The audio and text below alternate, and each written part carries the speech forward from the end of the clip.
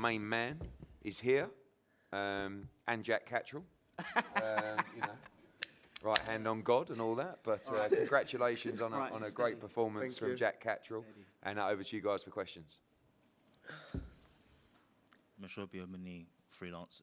Jack, first of all, talk to me about the last 12 months, how they've been for you. Obviously, you had the injury and a lot's happened in the last 12 months. Just talk to me a bit about how you assess this year. Yeah, I feel like it's been a rebirth. I linked up with Sam Jones, who then linked me up with Eddie Hearn and Matchroom Boxing. And I've gone from strength to strength. We boxed Darryl Foley back in May last year. Since that fight, I've headlined 3 times in the UK. And right hand to God, we're getting closer to a world title. Jack, hi, Adam here with RTL. Congratulations. Eddie's talked about your 11 months against high-quality operators. What did you learn in there tonight from going 12 rounds with Regis Prograis? You know what, I'll watch it back, but I think with every fight now at this level, you learn so much. Regis is a 2-time world champion, and he's been in with some of the best, so he gave us some great props at the end. It'll be nice to speak to him. I'll watch it back, I'll speak to Jamie and Nige. And I'm a worst critic, there's always room for improvement, so I'll study the tape and I'll be better. How would you just reflect on the fight overall? 6 out of 10. Eamon Khan with Seconds Out. Jack, after the fight, Regis called you one of the best fighters, if not the best that he's been in the ring with, and he said he'll give you some tips as well too. What were those tips, and what was it like getting that praise from Regis when he's been in the ring with some very good fighters? Yeah, Regis is, like you said, he's been in with a lot of great fighters, so to have them comments after the fight means a lot to me. We've seen this week it's been pretty boring for Eddie probably, but it was stand-on business, and it was just business for me and Regis. There was a mutual respect there. I hope the fight lived up to its expectations. It was a cagey fight at the start. We both did what we needed to do, but there was a lot of credit for Regis after the fight. Jack, a lot of people felt that the scorecards were a bit wide. Did you think they were fair, or did you feel like it was a closer fight before the scorecards were read? I didn't judge it whilst we were fighting, but I'll watch it back. I do feel I won the fight, but maybe not as wide as what I heard from the first card, and I said that to Regis immediately. There's a lot of criticisms on scorecards. I'll watch it back, I'll score it. It did feel a bit wide, but I do feel the right man got the decision. There were a few moments as well where you seemed to stun him a little bit. Did you feel like at times there might have been the opportunity to stop him?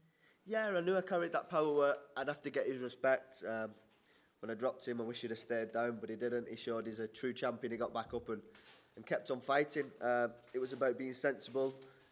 Maybe I could have took more risk, but maybe that would have gone the other way against me. So overall, happy with it, and we move on. Jack, you fought a very good Regis Prograis in there tonight. It wasn't the same Regis who fought Devin Haney. How much pride do you take knowing that you fought a somewhat near his best Regis Prograis? Yeah, it means a lot. It's I stay in the gym. I've been working for a lifetime's worth of work for all these fights, so it means a lot to me. And Regis is a top fighter, so it feels good.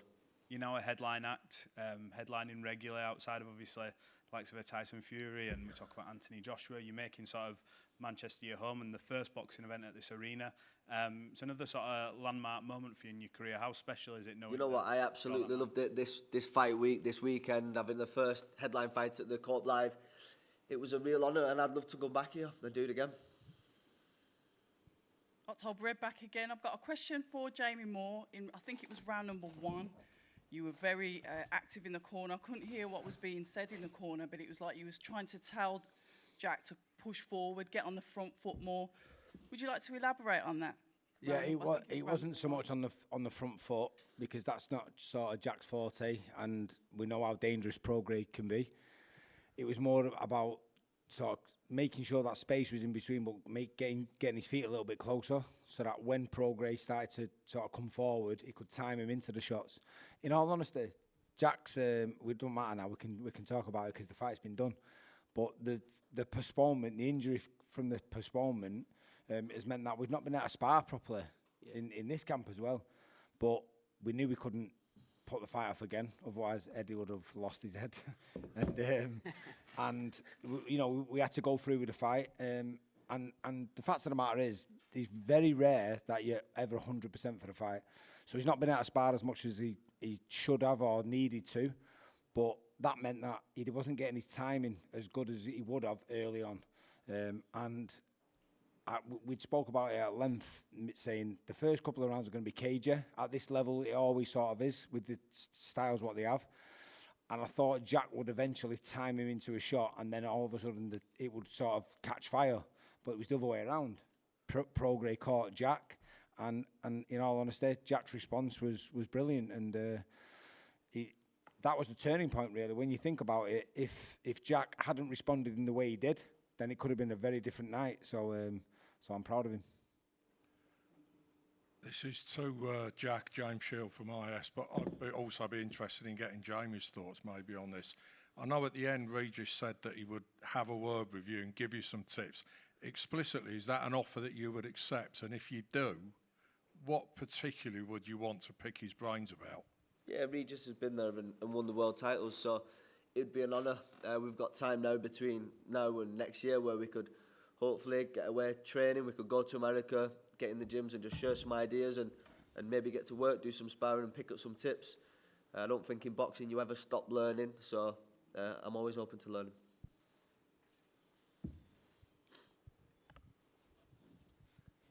Jack, congratulations. There was talk of a title after the last Taylor fight. It's now been all but promised. Is there an ideal situation?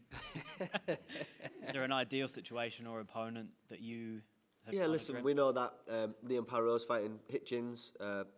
Is that December, the first week of December? So, and we're all under the same banner. So I think fighting against Regis tonight, we knew it was going to be a risk, but that risk put me in a great position to call the shots, and hopefully we get a shot at the IBF early next year. There's 4 other world champions, so I'm open to fighting any of them.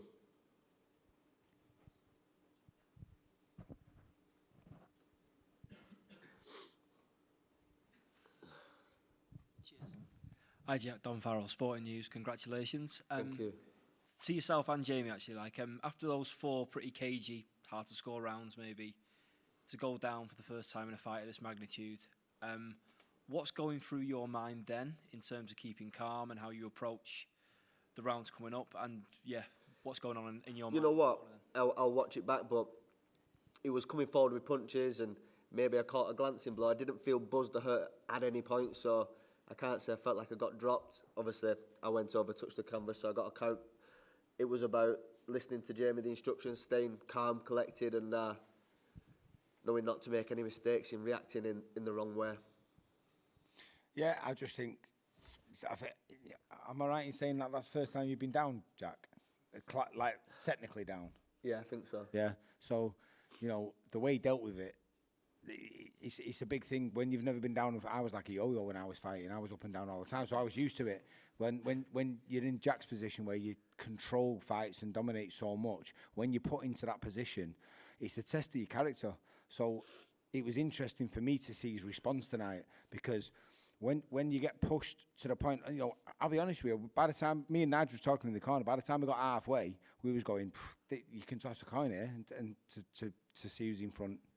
As it turned out, the scorecards was quite wide, but I wouldn't have had any sort of arguments if by the time we got to the end, it was 117, 115 or something like that. It was that close, and I said that to Prograis in the ring. I said those scorecards didn't do the justice to the effort that you put into this fight.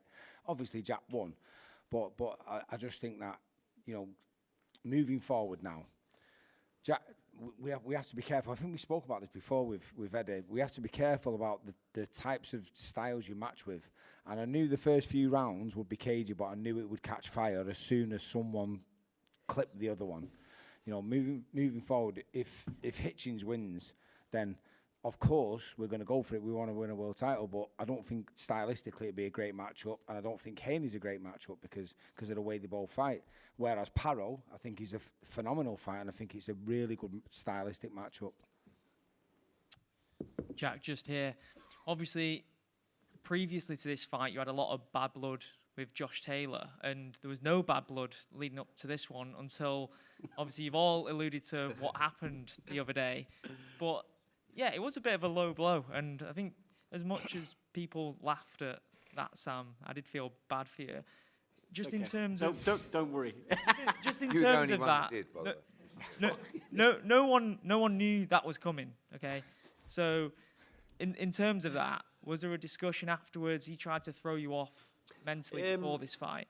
No, I think you as a fighter, the piss out of him, basically. Yeah, you prepare for fight week, but I think that goes with everyday life. Depends who you're with. If you're with Josh Taylor, then you know you're surrounded by a dick. If you're with Regis Prograis, he tried to throw a spanner in the works fight week, but I think I've had 30 fights now. I'm experienced enough to know to keep switched on and do what we need to do. So it was water off a duck's back, but it was quite funny because Sam got the backlash and I've had a few giggles since. Right answer, God. Yeah. What's that? Listen, I did say to Regis when he said that, I said, the last win of your career is going to be against me, which it probably is going to be. No, look, yeah, it was a bit of a low blow, but we had a chat in the ring, and Regis is an unbelievable fighter, and a lot of people would have ducked out of that fight. Joey rolled his ankle when Jack put him on the floor. Many of fighters would have probably said, "Oh, my ankle's sprained." He boxed like a warrior, and he said that Jack's the best fighter he's ever been in the ring with. That's the best compliment there. I mean, I'm happy to take a pasting at a press conference, and if it means Jack can win on fight night all day long. But no, Jack's the best 140 in the world. Yes. Do you know as well, right? I haven't heard from Sam since the press conference. Now, you are actually lying here, because I've got the receipts on you. I did send you a message afterwards, an emoji of you doing this. Oh, yeah, that was the only one? Yeah. But you haven't actually messaged me for 2 days, which is, I can't tell you how lovely that has been. I don't know, you're full of shit. Do you know what I mean? Because normally it's like FaceTime videos. We've signed 2 amazing fighters together. I've got you the best 140 in the world. You just need to be send me some more drip. Okay. Send me some more drip. Right, we got 2 more minutes before we get slung out. Any more questions? One from here. Dude, send him back. I want to get a picture. Oh dear. Just having a quick rummage, but I will blame somebody else in the room. Oscar, I think, is missing you because he's tweeted recently, "I'm sorry, Regis. Matchroom have ruined your career with the worst matchmaking in the business." Who said that? And then he follows up with, "Clap back will be epic." Right. Any response to that, Eddie? Oscar, yeah, I mean, the only thing I can say about Oscar De La Hoya is he's got so much pain inside his heart. My thoughts and feelings are with him every single day. And I hope that one day he can find some happiness in his life. When we signed Regis Prograis, he headlined in New Orleans, defended his world title, made an absolute fortune, won. Devin Haney after that. Then he had a mega fight with Devin Haney, made an absolute fortune. And then, purely down to Regis Prograis, and I think he deserves so much respect for this, he chose to roll the dice in the UK against Jack Catterall. And Oscar De La Hoya is the biggest bellend I've ever met in my life. If he don't respect fighters for trying to be great, because that's what he says he was always trying to do, then the guy is the saltiest man on the earth. And he has so much pain inside his heart. I hope one day, as I said, Oscar De La Hoya can finally find peace and happiness in his life. We could fight his fighter, Ryan Garcia, but he's banned. Yeah. Jack, it's a great Sam. fight, isn't it? Oh, Jack, last one over here. If Teofimo Lopez was watching this, tonight, what do you think he would be thinking? Do you think he wants to fight you? That's a question for Teofimo, but we know that's an option. That's a fight. There's talk of him going to 147, but listen, we'd love that fight in Manchester, in New York. So who knows? Jack, the 9th round, the 10-7 round, how important was that kind of for your momentum, pushing towards those championship rounds? Yeah, it was really important to stay switched on when you get to them 9, 10, 11. There's fine margins for mistake going in with world-level fighters, so you've got to be on your game. Jack, I just want to ask one more. After the career, what will it mean in 2025 to finally become a world champion for you, your family, for Jamie, for Nigel, for everyone? Listen, we've got work to do yet, and we don't take nothing for granted. There's some great champions. Liam Paro's a good champion, so we're training hard. We'll have a little break. We'll be back in the gym, and it's there, but I need to go out and do it.